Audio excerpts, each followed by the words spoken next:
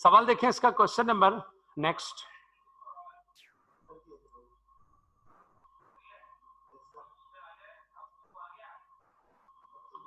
Question number 8 है। सवाल की जो ना वर्डिंग सुने, अगर बुक है तो पेज का नंबर 53 ले लें। सवाल की वर्डिंग है, ये कहता है कि show that 6,5, 3,7 and 2,-1 are the vertices of a right triangle. वो कहता है साबित कर दें कि ये तीनों जो पॉइंट्स हैं यानी ए बी सी, इनको हमने बोला है, वो कहता है साबित कर दें कि राइट एंगल ट्रायंगल के वर्टिसेस हैं। ठीक है ना। अच्छा, राइट एंगल ट्रायंगल जो ना ऐसी राइट एंगल ट्रायंगल ऐसी ट्रायंगल को बोलते हैं जिसमें एक एंगल 90 डिग्री का हो। ठीक है ना। अच्छा हाँ, सॉरी, ये राइट एंगल ट्रायंगल की जो डेफिनेशन है उस पर लिखी हुई है, ये गलत लिखी हुई है। मैंने वो शायद इसकी करेक्शन मैं कर दूंगा, आप इसको भी देखिएगा नहीं। मेरी बात सुन लें, मैं फिर बोल रहा हूँ, ऐसी ट्रायंगल जिसमें एक एंगल 90 डिग्री का हो राइट एंगल ट्रायंगल कहलाती है। या दूसरे अल्फाज में ऐसी ट्रायंगल जो पाइथागोरस थ्योरम को फॉलो करती हो उसे हम राइट एंगल ट्रायंगल बोलते हैं। ठीक है ना। तो राइट एंगल ट्रायंगल में एक एंगल 90 डिग्री का होता है, या दूसरे अल्फाज में राइट एंगल ट्रायंगल वो होती है जो पाइथागोरस थ्योरम को फॉलो करती है। ठीक है ना। तो आप अगर गौर करें ना, तो मैंने यहाँ पर लिखा हुआ है, ये 3 वर्टिसेस हमें दिए हुए।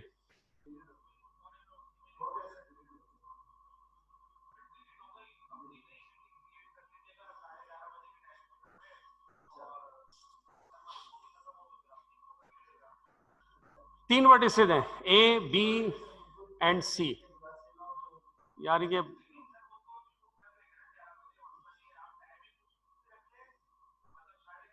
देर से आने वाले प्रॉब्लम करते हैं, ये बार बार जो ना सब रीज्वाइन हो रहे हैं।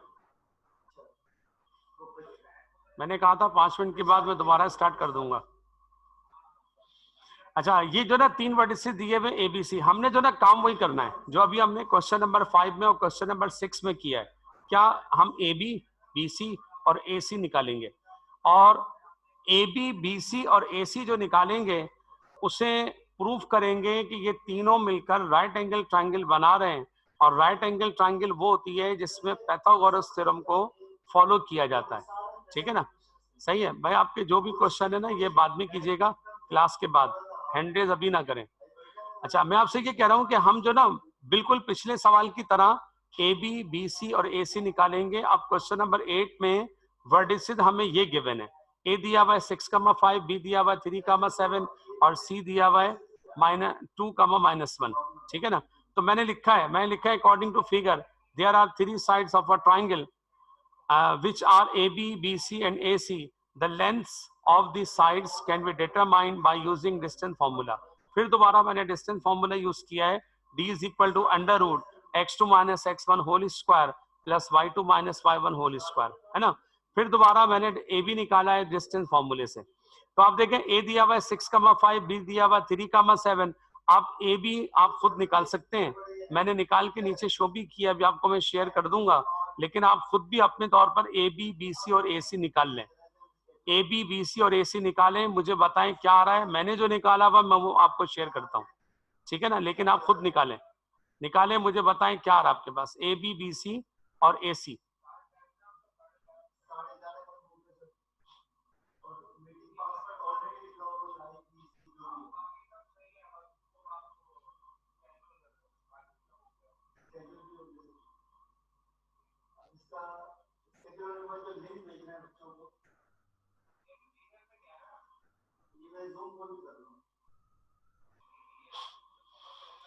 जी निकाल लिया।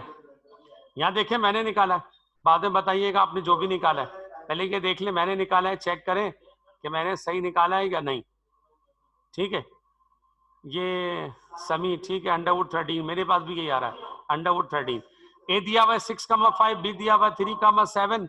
ये डिस्टेंस फॉर्मूले में x2 की जगह 3 लगा दिया, x1 की जगह 6 लगा दिया, y2 की जगह 7 आ गया, y1 की जगह 5 आ गया।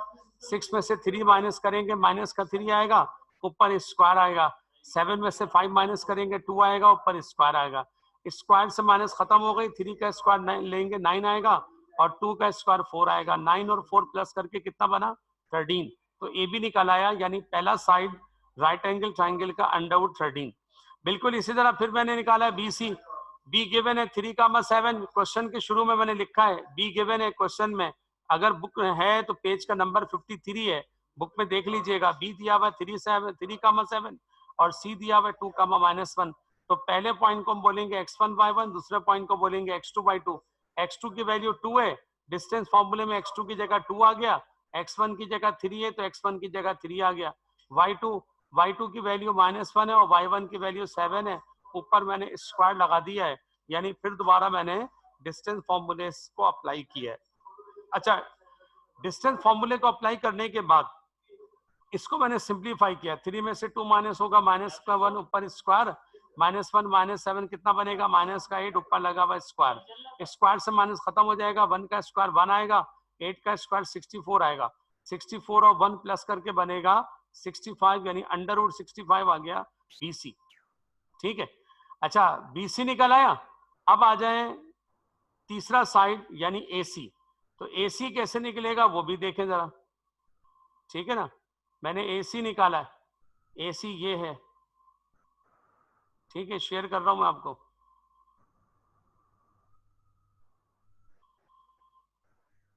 ये देखें, ये AC है, AC A दिया हुआ 6,5, C दिया हुआ -2, -1, तो इनकी वैल्यूज मैंने पुटअप करके AC निकाला है। ठीक है, x2 की जगह 2 और x1 की जगह 6, y2 की जगह -1 और y1 की जगह 5। ठीक है ना, ऊपर स्क्वायर लगा हुआ है, सिंप्लीफाई करेंगे, 6 में से 2 माइनस होगा, -4 और 5 -1 -5 या -6, ऊपर लगा हुआ स्क्वायर, 4 का स्क्वायर लेंगे 64 आएगा और 6 का स्क्वायर लेंगे 36 आएगा, 36 और 16 प्लस करके कितना बना, √52। ठीक है, अब देखें, पहले आया √13 AB आया, BC आया √65 और AC आया √52, है ना। चूंकि ये राइट एंगल ट्राइंगल है और राइट एंगल ट्राइंगल वो होती है जो पाइथागोरस थ्योरम को फॉलो करती है, और पाइथागोरस थ्योरम ये होता है hypotenuse square equal to perpendicular square plus base square. अब तीन साइड में से यानी AB, BC और AC, इन तीन में से एक हाइपोटेन्यूस है, एक परपेंडिकुलर है और एक बेस है ना। तो मेरी बात के सुन रहे हैं कि हम सिर्फ और सिर्फ इन तीनों में से आइडेंटिफाई करते हैं कि हाइपोटेन्यूस कौन सा है, जो इन तीनों में लार्जर है वो हाइपोटेन्यूस है। तो एक 52 था, दूसरा 65 था, तीसरा 13 था, तो लार्जर कौन सा है, 65 यानी BC, √65, तो √65 यानी BC हाइपोटेन्यूस होगा और AC और AB इनमें से एक बेस होगा, एक परपेंडिकुलर होगा। ठीक है ना, तो आप देखें मैंने जो ना यहां पर हाइपोटेन्यूस की जगह, मैं आगे शेयर कर रहा हूं, आप आगे देखें, हाइपोटेन्यूस की जगह, ये देखें, हाइपोटेन्यूस की जगह मैंने लिख दिया, हाइपोटेन्यूस की जगह मैंने लिख दिया BC, ऊपर स्क्वायर लगा हुआ है, परपेंडिकुलर की जगह लिख दिया AB, ऊपर स्क्वायर लगा हुआ है, और बेस की जगह लिख दिया AC। मतलब सिर्फ ऐसे हाइपोटेन्यूस का फैसला करें कि हाइपोटेन्यूस कौन सा है, बाकी दोनों तो प्लस हो रहे हैं। तो जो तीनों में लार्जर है वो हाइपोटेन्यूस है, एक बेस है, एक परपेंडिकुलर है, तो हाइपोटेन्यूस की जगह BC आ गया, परपेंडिकुलर की जगह AB और बेस की जगह मैंने AC लगा दिया। जो तीनों में लार्जर था यानी BC, उसे हाइपोटेन्यूस कह दिया, बाकी दो को हमने परपेंडिकुलर और बेस की जगह पुटअप कर दिया। अब इनकी वैल्यूज पुटअप कर दें और चेक करें क्या दोनों साइड बराबर आ रहे हैं। अगर इनकी वैल्यूज पुटअप करने पर दोनों साइड बराबर आ रहे हैं तो फिर ये जो ट्राइंगल डिस्कस की जा रही है वो राइट एंगल ट्राइंगल है, यानी तीनों जो पॉइंट्स दिए हुए हैं वो राइट एंगल ट्राइंगल के वर्टिसेस कहलाएंगे। तो ये देखें, BC की जगह √65 ऊपर स्क्वायर लगा हुआ है, AB की जगह √13 ऊपर स्क्वायर आ गया, AC की जगह √52 ऊपर स्क्वायर आ गया। ये तीनों वैल्यूज हम पीछे निकाल कर आए। ठीक है ना, BC भी हमने निकाल लिया था पीछे, AB भी हम निकाल चुके हैं शुरू में इसी क्वेश्चन में यानी क्वेश्चन नंबर 8 में, और AC भी हम निकाल चुके हैं √52 में। ठीक है ना, सही है। अच्छा, इन सब की वैल्यूज पुटअप करने के बाद इसे सिंप्लीफाई कर लें और चेक कर लें कि बोथ आर इक्वल और नॉट। तो ये देखें, स्क्वायर से रूट कैंसिल हो जाएगा, 65 बाहर आ जाएगा, स्क्वायर से रूट कैंसिल हो जाएगा, 13 बाहर आ जाएगा, स्क्वायर से रूट कैंसिल हो जाएगा, 52 बाहर आ जाएगा। तो तीनों के रूट स्क्वायर से कैंसिल करके मैंने वैल्यूज को बाहर निकाल लिया। 52 और 13 दोनों प्लस हो रहे हैं, तो दोनों को प्लस करेंगे कितना बनेगा 65। इस तरह जो लेफ्ट हैंड साइड आ गया वो राइट हैंड साइड आ गया, बोथ आर इक्वल। यानी हम ये कह सकते हैं कि जो ट्राइंगल डिस्कस की जा रही है वो पाइथागोरस थ्योरम को फॉलो कर रही है, यानी तीनों जो वर्टिसेस गिवन है वो पाइथागोरस थ्योरम के वर्टिसेस हैं। तो मैंने यहाँ पर लिखा है as left hand side equal to right hand side, therefore the given points are the vertices of a right angle triangle, hence proved. हमें यही साबित करना था कि तीनों जो वर्टिसेस हैं, तीनों जो पॉइंट्स हैं वो किसी राइट एंगल ट्राइंगल के वर्टिसेस हैं। ठीक है ना। तो पहली बात, पहला सवाल जो था क्वेश्चन नंबर 5 वो आइसोसेलेस ट्राइंगल का सवाल था। 3 पॉइंट हमें गिवन थे, साबित करनी थी कि ये आइसोसेलेस ट्राइंगल है। अगर तीनों साइड बराबर हैं, अगर दो साइड बराबर हैं, हम डिस्टेंस फॉर्मूले से तीनों साइड निकालेंगे। हर ट्राइंगल का जो भी सवाल होगा उसमें तीनों साइड निकालेंगे with help of distance formula. दो साइड बराबर आ रहे हैं तो ये कहलाएगी आइसोसेलेस ट्राइंगल। अगर तीनों साइड बराबर आ रहे हैं तो इक्विलेटरल ट्राइंगल। और अगर पाइथागोरस थ्योरम को फॉलो किया जा रहा है, यानी तीनों साइड्स निकालें और वो पाइथागोरस थ्योरम को फॉलो कर जाएं, तो फिर इस सूरत में ये ट्राइंगल राइट एंगल ट्राइंगल कहलाती है। ठीक है ना। तो इस तरह जो ना ये 3 वर्टिसेस 3 पॉइंट हर ट्राइंगल में, हर क्वेश्चन में गिवन है। सही है। तो मैंने क्वेश्चन नंबर 8 जो किया है, हमने तीनों साइड निकालकर पाइथागोरस थ्योरम अप्लाई कर दिया और उसने जो ना पाइथागोरस थ्योरम को फॉलो कर लिया, तो इस तरह राइट एंगल ट्राइंगल प्रूव हो गई। अब जरा बुक में आ जाए, क्वेश्चन नंबर 8 के बाद 9 भी देखें और 10 भी देखें पेज नंबर 52 पर। अगर आपके पास बुक नहीं है तो मैं फिर बोल रहा हूं, मैं इसके पेजेस की पिक्स ग्रुप पे शेयर कर दूंगा, आप ग्रुप में से देख लीजिएगा। लेकिन अभी जिन जिन के पास बुक्स हैं वो देख लें पेज नंबर 52 पर, क्वेश्चन नंबर 9 और क्वेश्चन नंबर 10। मैं जो ना वर्डिंग पढ़ के सुना रहा हूं, पहले क्वेश्चन नंबर 9 सुन लें। ठीक है ना। पहले क्वेश्चन नंबर 9 सुन लें कि क्वेश्चन नंबर 9 क्या बोल रहा है। जी हाँ समी, मैंने यही बोला है कि बुक अगर नहीं है तो मैं इसकी जो ना पूरी एक्सरसाइज की पिक्स लेकर ग्रुप पे सेंड कर दूंगा, आप ग्रुप पे से ये क्वेश्चन उठा लीजिएगा। ठीक है ना। वो काफी बच्चों के पास नहीं है, इन लोगों ने अभी तक परचेज नहीं किए, तो आप भी जो ना उसी से उठा लीजिएगा। अच्छा, मैं आपसे ये कह रहा हूँ कि क्वेश्चन नंबर 9 सुना है। 9 की जो ना वर्डिंग है, सवाल में इससे बोला है, ये कहता है कि शो दैट द पॉइंट्स ए, पहला पॉइंट ए दिया हुआ है और ए दिया हुआ है 1, -3/2।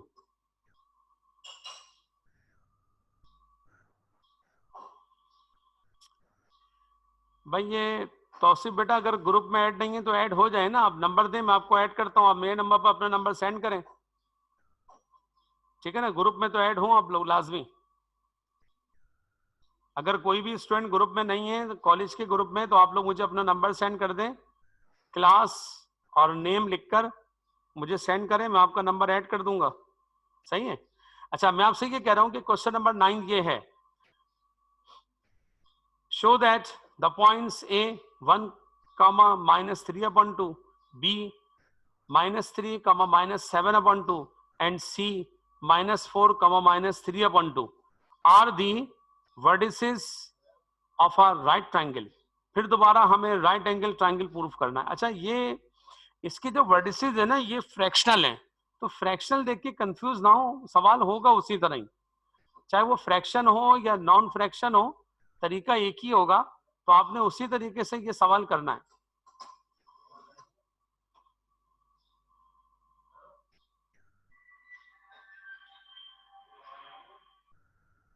ठीक है ना। तो ये फ्रैक्शन देख के कंफ्यूज ना हो। सवाल नंबर 10 भी सुने, वो भी इसी तरह है। मतलब question number 9 right angle triangle proof करनी है तो क्वेश्चन नंबर 8 ही की तरह होगा। जिस तरह मैंने क्वेश्चन नंबर 8 किया ये इसी तरह किया जाएगा। क्वेश्चन नंबर 10 सुन लें। ये कहता है कि prove that -1, -4, -3, -6 and 3, -2 are the vertices of an isosceles right triangle. मतलब इसके अंदर भी हमें राइट एंगल ट्राइंगल प्रूफ करना है, लेकिन वो कहता है कि right angle triangle isosceles proof करें। तो मैंने क्वेश्चन 5 में आपको बताया था कि अगर दो साइड बराबर हो तो आइसोसेलेस ट्रायंगल कहलाती है, और अगर 90 डिग्री का एंगल बन रहा हो तो फिर राइट एंगल ट्रायंगल कहलाती है। अब इसमें दोनों बातें हैं, राइट एंगल ट्रायंगल भी है, आइसोसेलेस भी है। तो राइट एंगल ट्रायंगल जब प्रूव होता है जब पाइथागोरस को फॉलो किया जाता है, और आइसोसेलेस जब होती है जब दो साइड बराबर होते हैं। तो इसमें जो ना, जब आप ए बी, बी सी और ए सी निकालेंगे ना, तो दो साइड तो बराबर आएंगे, लेकिन दो साइड बराबर आने के साथ साथ ये राइट एंगल ट्रायंगल को भी फॉलो करेगा, यानी पाइथागोरस थ्योरम को फॉलो करेगा। तो आपने पाइथागोरस भी अप्लाई करना है, ठीक है ना। तो आप पाइथागोरस भी अप्लाई कीजिएगा, यानी हाइपोटेनियस हाइपोटेनियस, परपेंडिकुलर और बेस, तीनों जो ना वो तीनों निकालकर राइट एंगल ट्रायंगल के अंदर अप्लाई कीजिएगा। फिर इसके अलावा दो साइड भी सेम आने चाहिए, ठीक है। तो क्वेश्चन नंबर 8 की तरह क्वेश्चन नंबर 9 भी करेंगे और क्वेश्चन नंबर 10 भी करेंगे। दो सवाल मैं आपको फिर दे रहा हूं करने के लिए,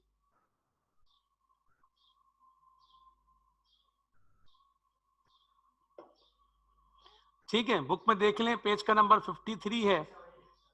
9 भी करना है, 10 भी करना है। अब आ जाए नेक्स्ट क्वेश्चन, यानी क्वेश्चन नंबर, अच्छा बीच में एक सवाल मैंने छोड़ा था, क्वेश्चन नंबर 7। पहले क्वेश्चन नंबर 7 देख लें, ठीक है ना, फिर मैं आऊंगा आगे। ये देखिए मैंने स्क्रीन शेयर की है, देख रहे हैं, ये मैंने स्क्रीन आपको शेयर की है, आप देखें जरा इसको। ये क्वेश्चन नंबर 7 बीच में रह गया था, मैंने 5 के बाद 6 करवाया था, 6 आपने किया है, ठीक है।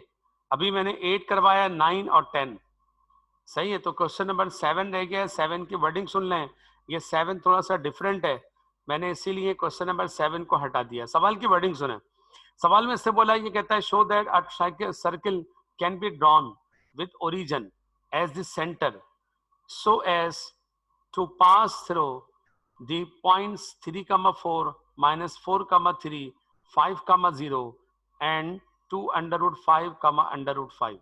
ये कहता है, वर्डिंग को समझ लें, ये कहता है साबित कर दें कि कोई भी सर्किल इस तरह ड्रॉ किया जा सकता है कि उसका सेंटर ओरिजिन पर हो और उसके ऊपर ये 4 पॉइंट लाई कर रहे हो, चारों पॉइंट उस सर्किल के ऊपर मौजूद हो, ठीक है ना। वो 4 पॉइंट जो ना ये दिए हुए मैंने स्क्रीन पर शेयर किए, ये देखें, ये ए है, ये ए है 3, 4, बी है -4, 3, सी है 5, 0 और डी है, ये सी नहीं है ये डी है, गलती से लिख दिया मैंने, ये डी है 2 √ 5, √5। ये 4 वर्टिसेस हमें गिवन है। वो कहता है साबित कर दें कि ये चारों वर्टिसेस सर्किल पर लाई कर रहे हैं, जैसे मैंने ये दिखाया है, ये देखें ए बी सी और डी, मैंने दिखाया है कि ये चारों पॉइंट सर्किल पर लाई कर रहे हैं। अच्छा, ये सर्किल पर तो लाई कर रहे हैं, लेकिन इसका जो सेंटर है ना वो ओरिजिन पर हमें प्रूफ करना है। ओरिजिन क्या होता है? 0, 0। तो हमें प्रूव ये करना है कि इसका सेंटर ओरिजिन पर है, यानी 0, 0 पर है, ठीक है ना। तो आप देखें, मेरी बात सुन लें, आपने क्या करना है, आपने जो ना सबसे पहले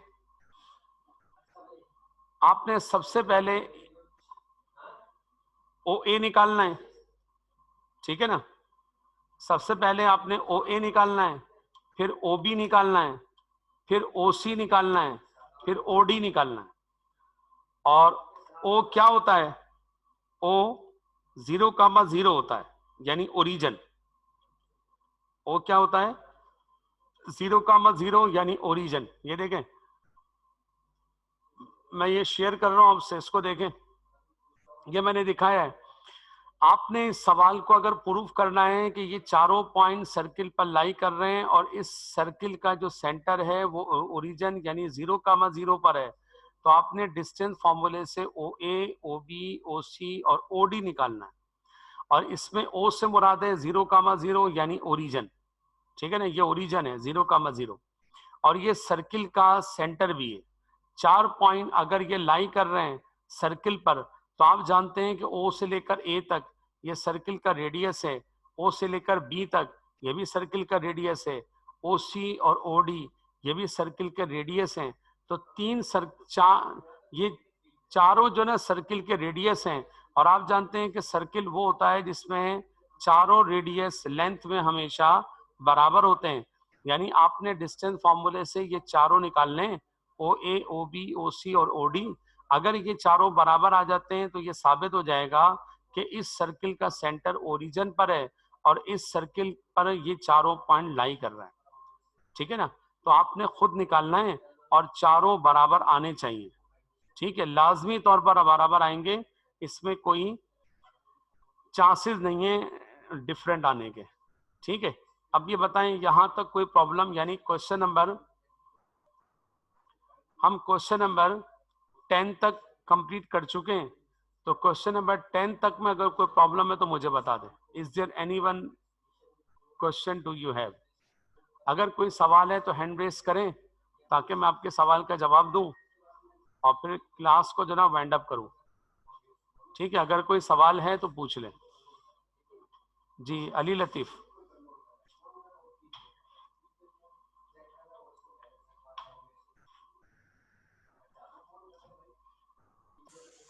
जी अली। सर क्वेश्चन नंबर 6 में थोड़ी प्रॉब्लम है। क्वेश्चन नंबर 6 में आपने क्या तीनों निकाले, ए बी, बी सी और ए सी? तीनों निकाले। पहले का अंडर रूट 8 स्क्वायर है, ठीक है। दूसरे का भी 8 स्क्वायर है, ठीक तीसरे है, का सही नहीं आ रहा, मैथ तीसरे का का प्रॉब्लम आ रहा है। तीसरे का भी ये आएगा। देखिए पहली बात तो ये है कि अंडर रूट 8 जो है ना, ए स्क्वायर आ रहा है ना, स्क्वायर तो रूट से कैंसिल करके ए को बाहर निकाल दें तो हो सही है, जाएगा अंडर रूट 8, 8 रूट के अंदर आएगा, ए रूट से बाहर आ जाएगा। ठीक है। सही है। अच्छा, दूसरा बीसी भी ये आएगा और तीसरा एसी भी यही आएगा। वो मेरे ख्याल में वो जो है ना, उसमें आपको जो ना ए प्लस बी होल स्क्वायर का फॉर्मूला लगाना पड़ेगा। ये सर फॉर्मूला लगाया, मैथ्स कॉमन भी ले लिया, लेकिन हाँ, मैथ्स तो कॉमन का मसला आ रहा है। फिर आप एक काम करें, उसकी पिक्स खींच के ना मेरे नंबर पे डालें, मैं आपको जो ना फिर वो पर्सनली गाइड कर दूंगा। मेरे नंबर पे डाल दें उसको पिक्स खींच के ना। सही है सर। ठीक है ना? मेरा नंबर तो है ना सही आपके है। पास? यस सर है। हाँ, तो मेरे व्हाट्सएप नंबर पे डाल दें, मैं अभी आपको उसमें एरर देख के बता देता हूँ कहाँ पर एरर है। सही है। सही है। बाकी जो है यस सर। क्वेश्चन नंबर 10 तक कंप्लीट करना है आपको। Yes sir. ठीक है, 7 समझ आ गया? यस सर आ गया। ठीक है। अच्छा, एनी अदर प्रॉब्लम? किसी और की प्रॉब्लम है तो हैंड रेस करें। किसी और को कोई प्रॉब्लम?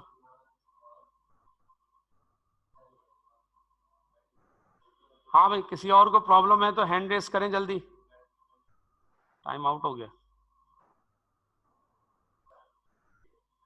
किसी और को प्रॉब्लम है तो हैंड रेस करें जल्दी।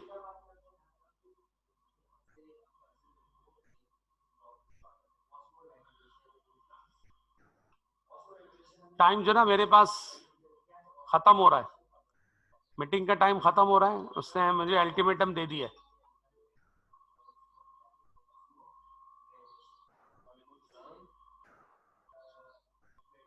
सैमी आप क्या, समी आप बाहर चले गए थे?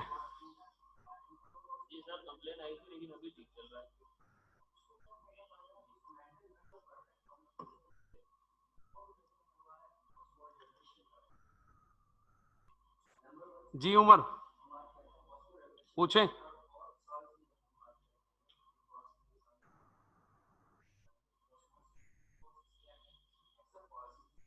हाँ उमर खान।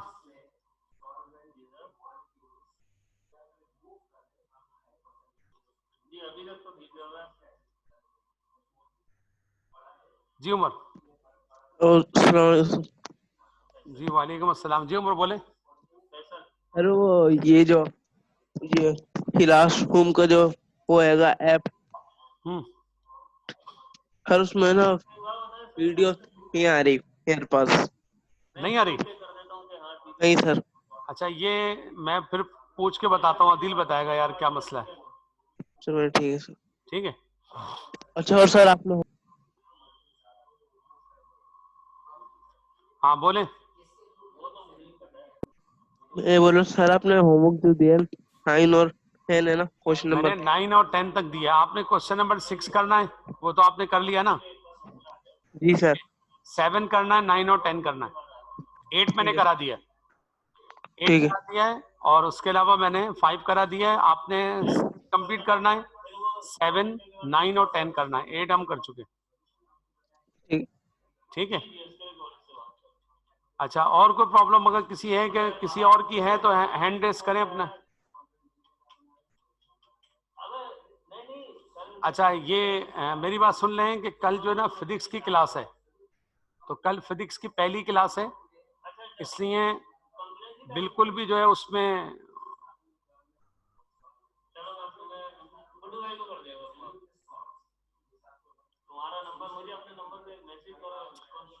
ठीक है ना, कल फिजिक्स की क्लास है।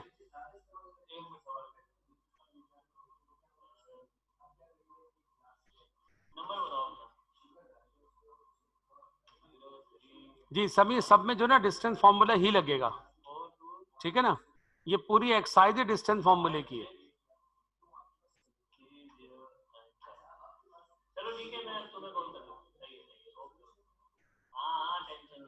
सही है, तो इसलिए वो देख लीजिएगा, सब में डिस्टेंस फॉर्मूला यूज होगा।